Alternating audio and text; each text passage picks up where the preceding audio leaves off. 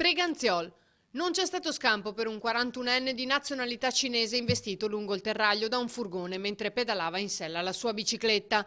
A quanto pare l'autista del mezzo, un addetto al trasporto di medicinali, non si sarebbe accorto della presenza del 41enne, forse anche a causa dell'oscurità. Sul posto sono accorsi gli operatori del suo M118, ma ogni tentativo di salvare l'uomo è stato inutile, è morto sul colpo. Oriago. È uscito dalla sua officina per andare a prendere un caffè poco distante e un ladro si è impadronito di 7.000 euro tra contanti e assegni. Quando il titolare è entrato nel locale, nel parcheggio c'era un'auto verde parcheggiata con una donna sul sedile passeggero. All'interno un uomo sui 30 anni che è uscito dirigendosi verso la carrozzeria. Il titolare non ha fatto in tempo a rientrare in carrozzeria che l'uomo stava già uscendo, dicendogli con accento dell'est di volere un cambio d'olio.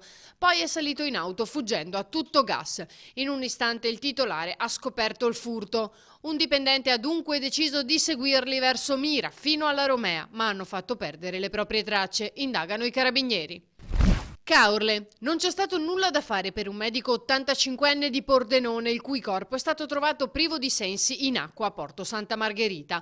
Secondo una prima ricostruzione dei carabinieri, l'uomo sarebbe stato colto da un malore mentre si trovava sulla Darsena. Si era recato sul posto con l'intenzione di mettere in mare la sua barca, poi la tragedia. L'allarme è stato lanciato dalla moglie, preoccupata perché il marito non rientrava a casa.